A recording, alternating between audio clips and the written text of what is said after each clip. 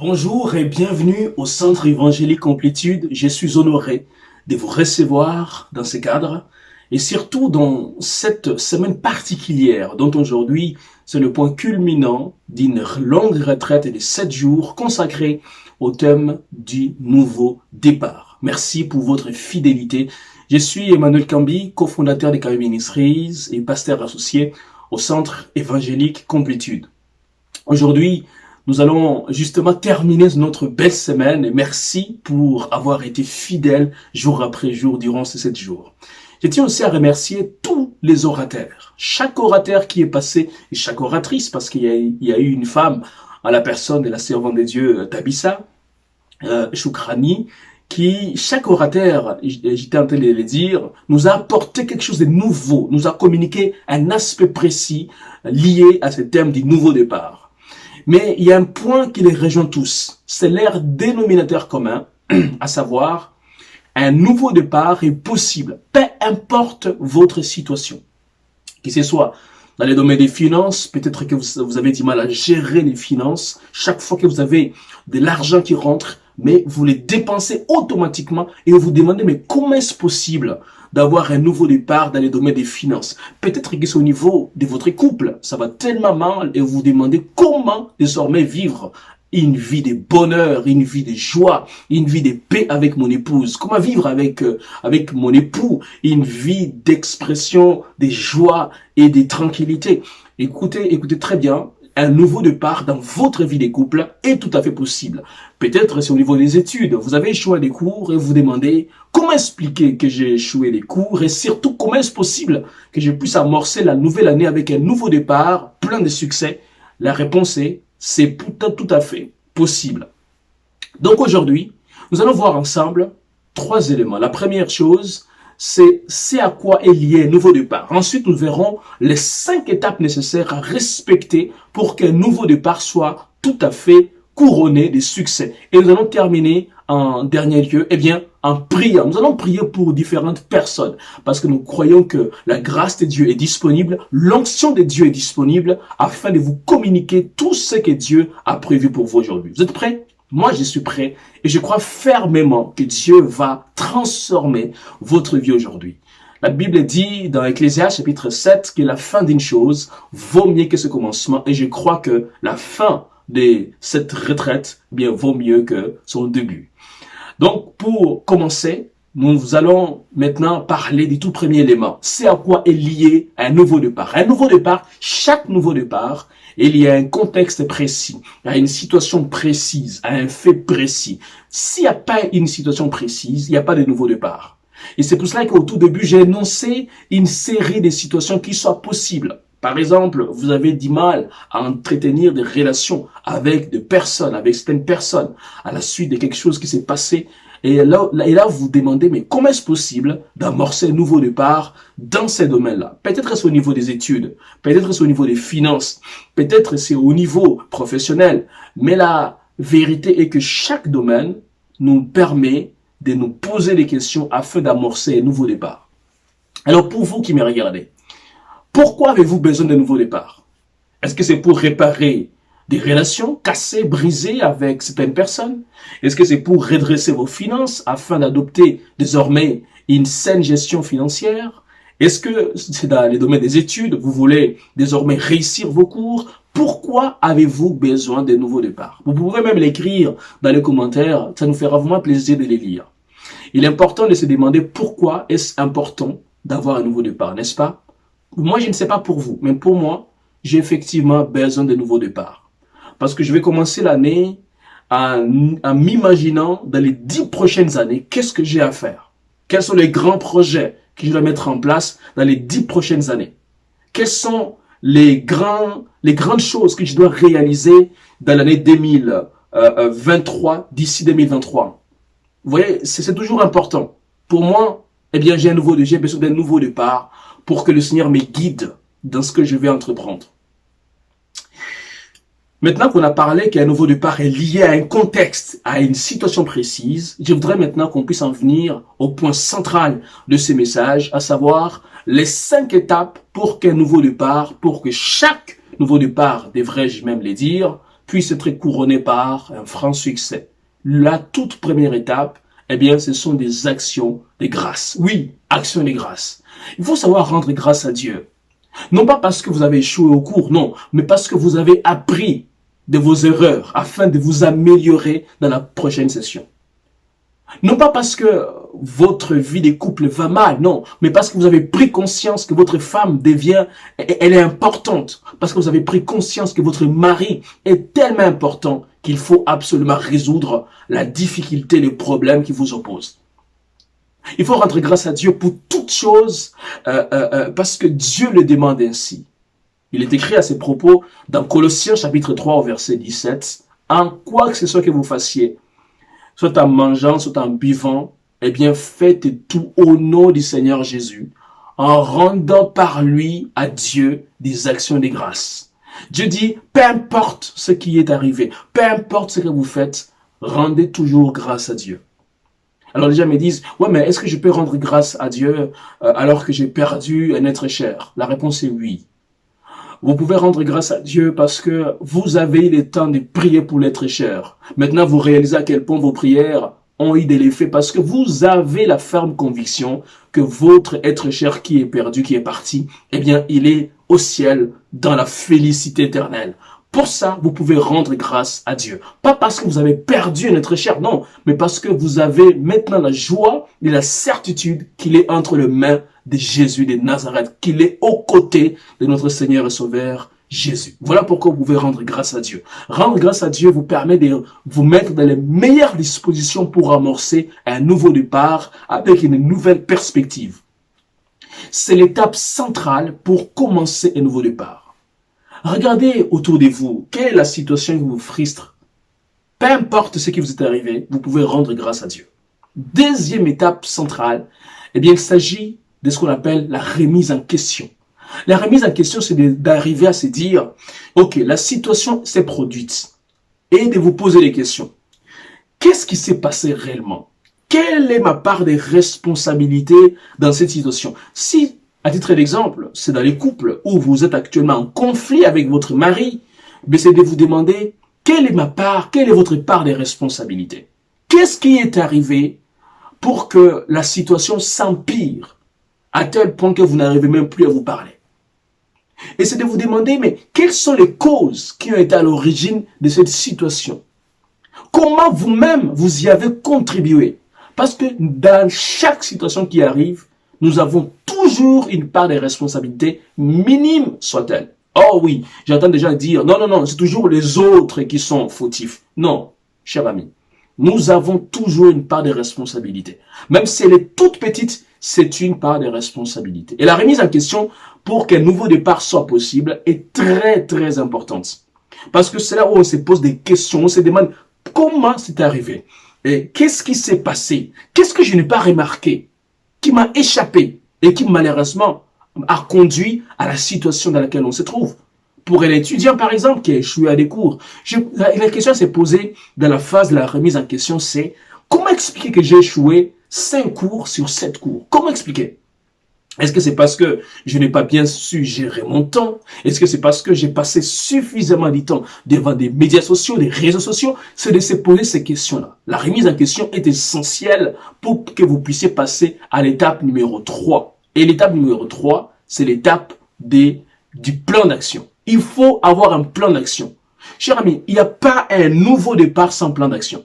Si vous n'avez pas de plan d'action, vous ne pouvez pas amorcer un nouveau départ. Et le plan d'action consiste à se poser un certain nombre de questions ou à définir quelques éléments clés. D'abord, les objectifs.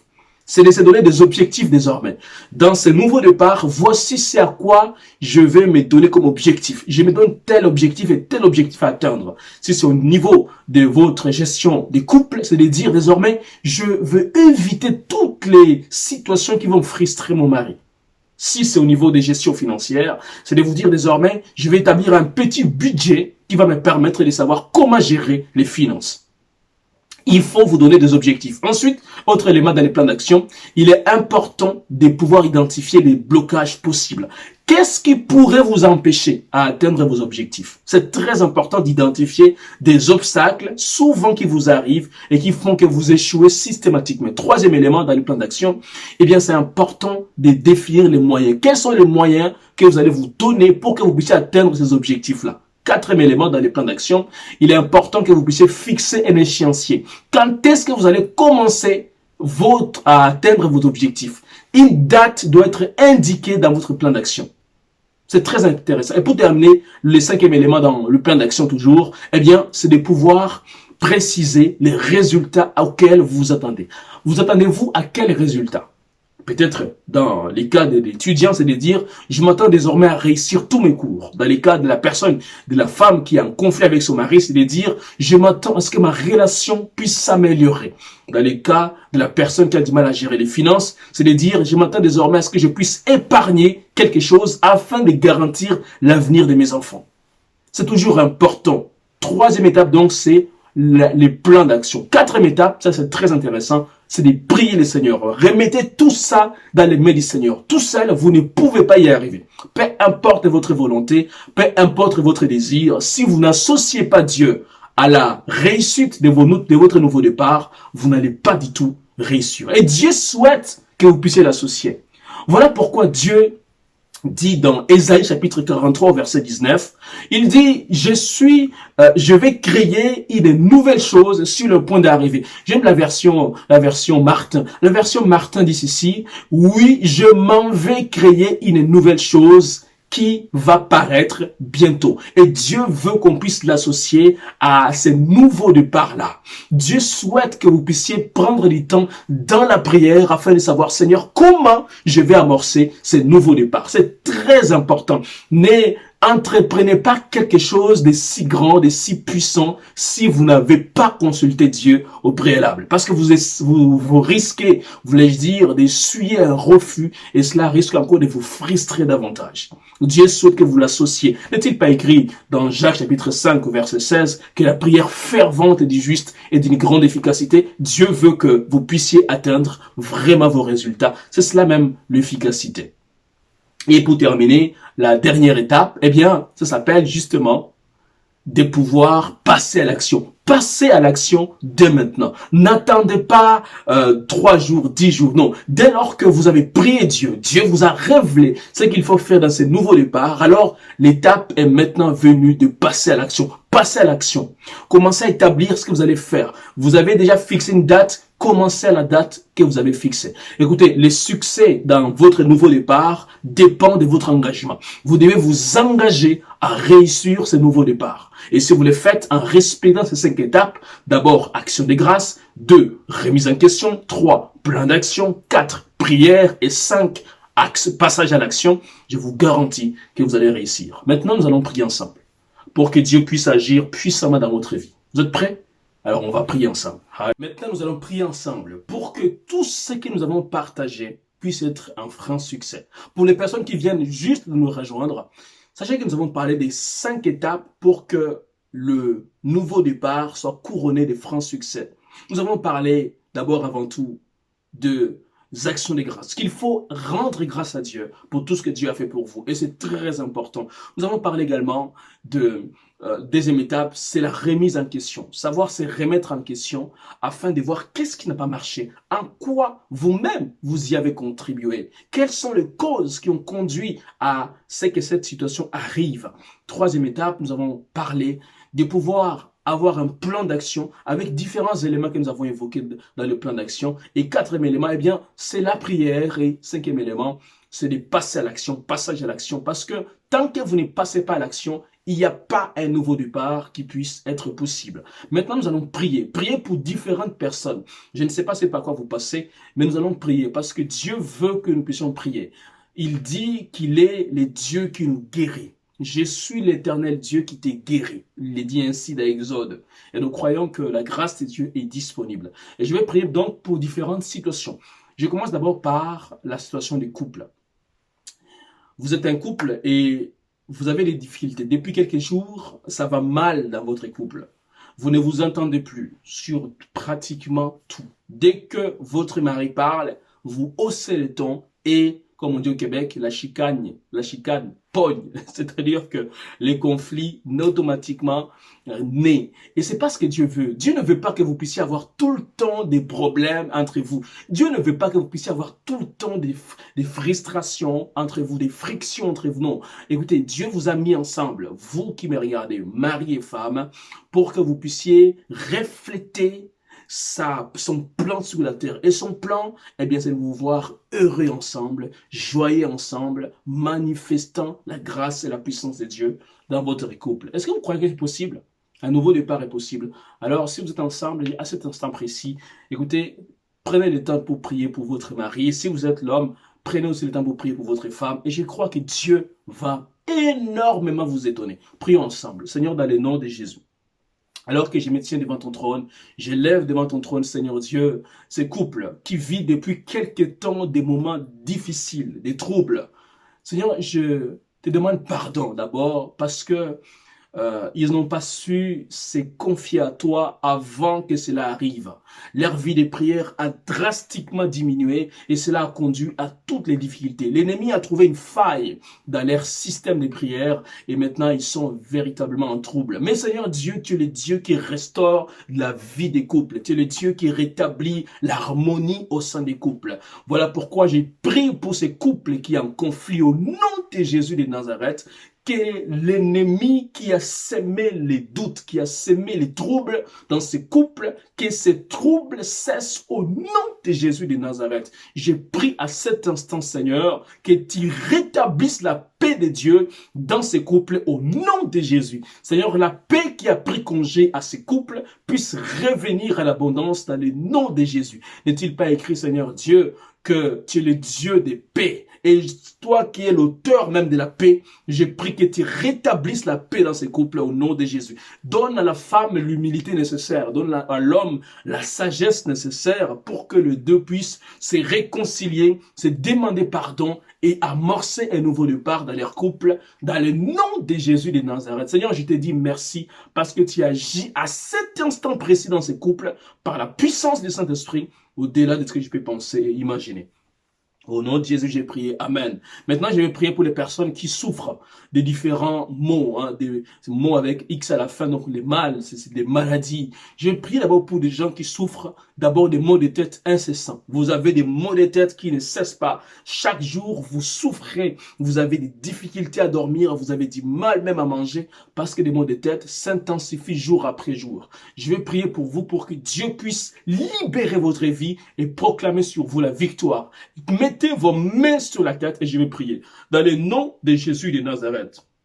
Seigneur, je me tiens devant ton trône et je prie, je recommande mon frère entre tes mains. Je recommande, Seigneur Dieu, dans le nom de Jésus. Je prie que tu puisses à cet instant agir dans la vie de mon frère.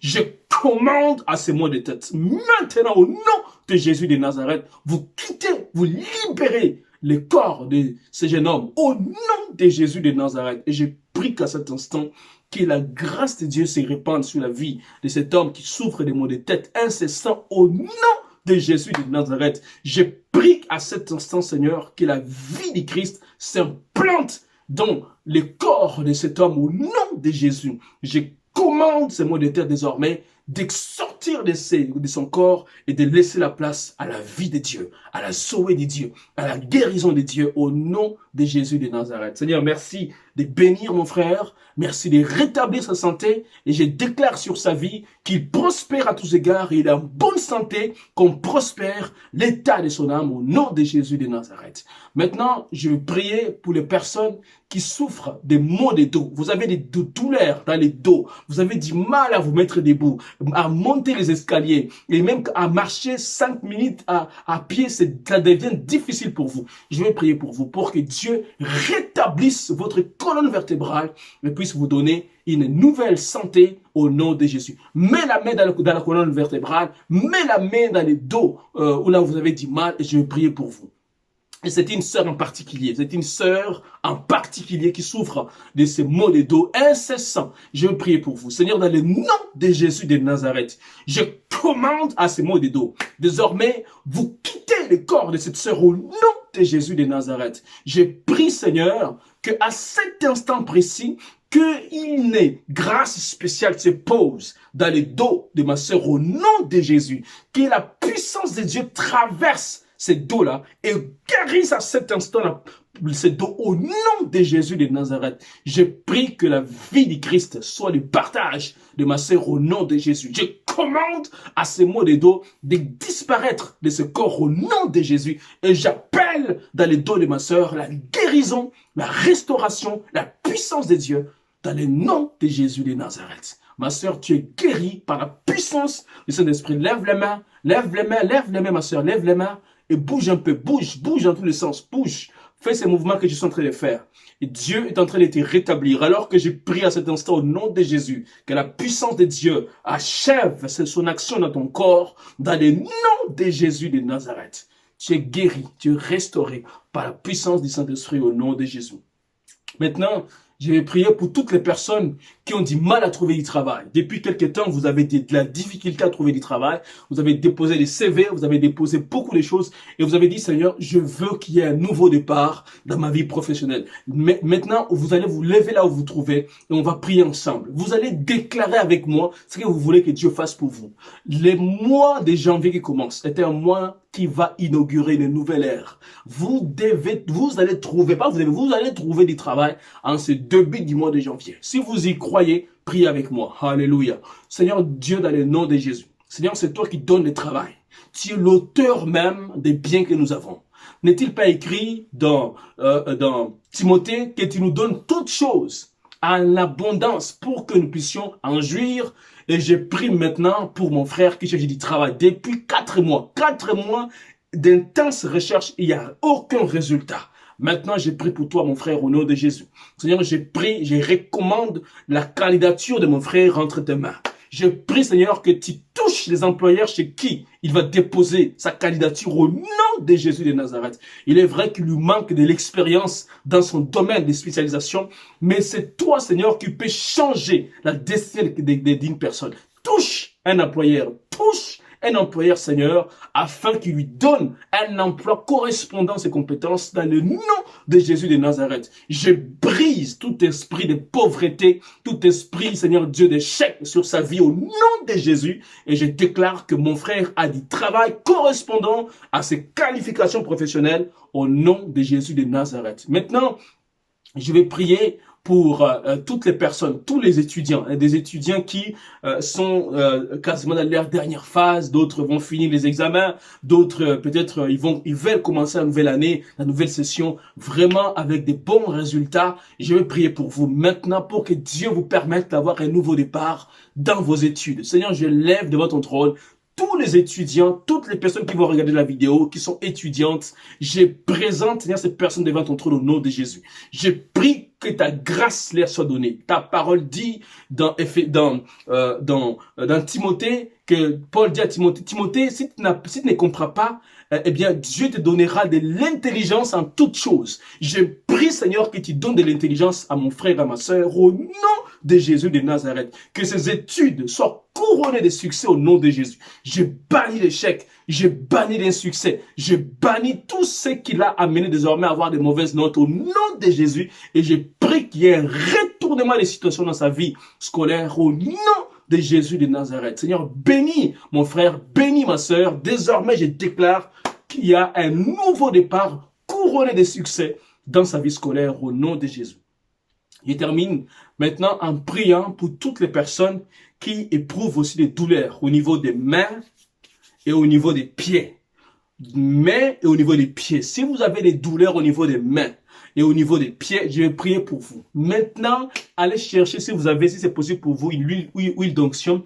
Mettez cette huile d'onction sur vous, ou peu importe l'huile, hein. C'est même si c'est huile d'olive, prenez ça, prenez un petit morceau, prenez des petites gouttes plutôt, et mettez-les sur votre main et sur vos pieds, je vais prier. Je vous donne des secondes, quelques secondes après, on va prier ensemble. Alléluia. Seigneur, merci de ce que tu es en train de préparer le ciel. Tu prépares l'environnement pour que cela soit rendu possible. Maintenant, je vais prier pour vous. Seigneur, dans le nom de Jésus de Nazareth, je commande à cette douleur dans ses mains et dans ses pieds. Au nom de Jésus de Nazareth, toute douleur qui s'est logée dans ces mains-là et dans ses pieds, à cet instant, vous disparaissez au nom de Jésus. Et je prie que la guérison soit donnée à ma sœur au nom de Jésus de Nazareth. Seigneur, merci de rétablir sa santé et je déclare qu'elle est guérie par la meurtrissure de Jésus au nom de Jésus. Chers amis, donc je tiens à vous dire merci. Merci d'avoir été là durant tout ce temps que nous avons passé ensemble dans les jeûnes et la prière. Aujourd'hui, c'est le couronnement de 7 jours de retraite. Merci au pasteur Jim Marley qui a eu cette initiative divine de nous engager dans ces mouvements parce que nous croyons que Dieu a opéré au-delà de ce que nous pouvons penser et imaginer. Merci à son épouse, Tabissa. Merci à l'équipe de leadership, au pasteur Alain et à son épouse également. Merci à toutes les personnes qui l'entourent dans son équipe. Et j'ai béni Dieu de vous connaître et de servir à vos côtés. Vous savez, c'est toujours une joie, un plaisir de savoir que ensemble nous pouvons faire avancer les royaumes.